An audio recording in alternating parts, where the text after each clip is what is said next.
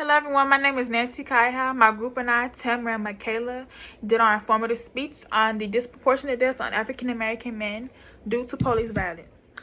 Our general purpose is to inform our audience members that the globally high increased death of African American men due to police brutality, what causes it, and how it can be prevented.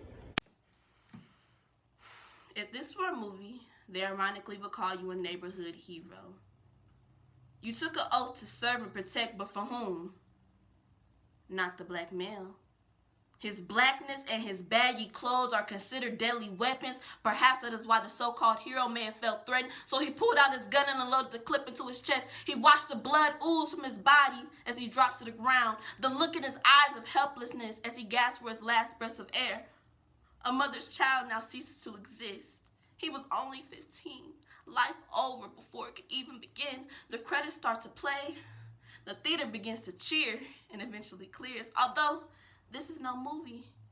This is the reoccurring story of many brown faces that have fallen at the hands of the so-called hero. Reasons that you should listen.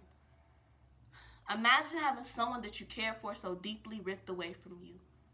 Then having to work up the courage to go to the morgue and identify their body. Then on top of it all, having to plan a funeral. Someone's mother, father, or child, brother, sister, was seen as a disposable item, and that will never be okay. My group members and I have done extensive research on the disproportionate death of unarmed African American men due to police violence. A preview of our main points describing what police violence is / the history. The digital age has allowed us to view policing through a new lens. And lastly, we will discuss possible solutions to curb the death of African American men and other marginalized groups due to police violence. How can a person understand the effect of police violence if they are unsure what police violence is and the gruesome history behind this delicate topic? Police brutality is more than just the use of excessive force, but it can also be defined as the use of psychological intimidation, sexual abuse, racial profiling, verbal abuse, physical abuse, and so on.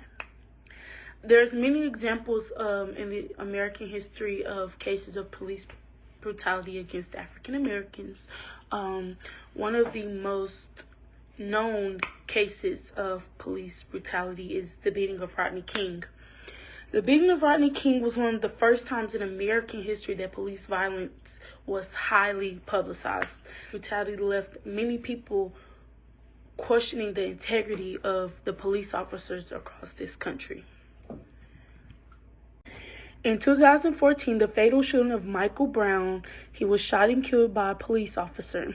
This case opened back up the door for African Americans to let out how they truly felt about the police officers around this country. Many fear the police officers. Many feel that they did not take the oath to serve and protect them. And they feel that they will always be an imminent threat to the police officers, which will always put a target on their back. The case of Michael Brown, it really started a movement. It started off as a hashtag, and it quickly grew from a hashtag to a full-on movement worldwide. People protest all the time, and some people take the Black Lives Matter very seriously. The Spark and co-founders are Patrice Cancolas, Alicia Garza, and Opal Tometi. This movement of Black Lives Matter helped stop the social injustices for the deaths of unarmed black men in the country. According to a statement on their website, Ferguson helped to catalyze the movement to which we've all helped give life. In the years since, we've committed to struggling together and to imagining and creating a world free of anti-blackness, where every black person has the social, economic, and political power to thrive in this world.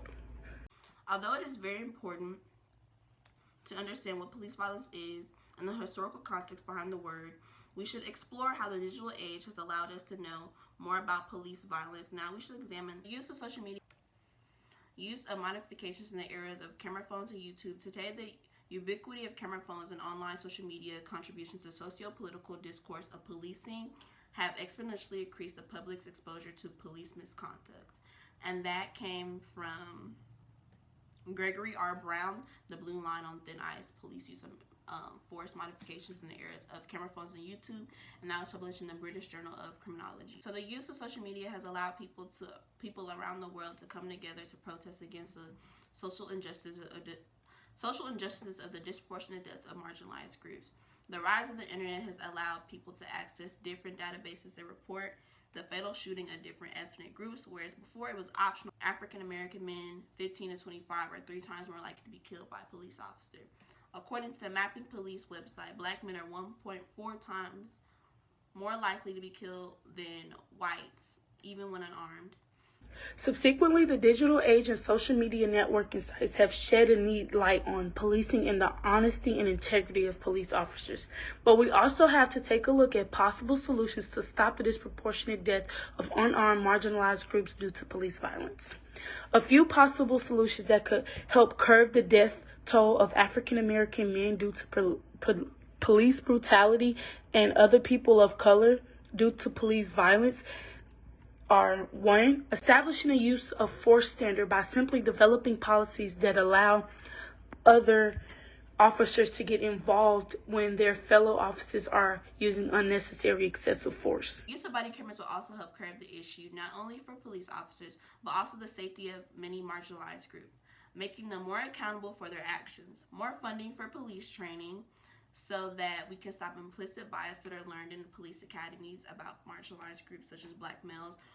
2, support movements like Black Lives Matter that raises awareness of police brutality that helps expose and deconstruct structural racism. 3, educating the public. The police believe that the majority of individuals don't believe in their rights or don't know how to assert their rights.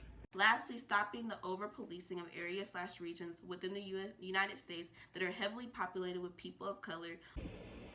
So as a conclusion with everything, police violence has been an ongoing issue in this country for years now. The black race being targeted is really nothing new though. Black men are like sacrificial lambs to this issue. But they are more than what they are looked at to be. They're husbands, fathers, brothers, uncles, and go on. Friends. Black lives do matter. Who really is the hero? Thank you.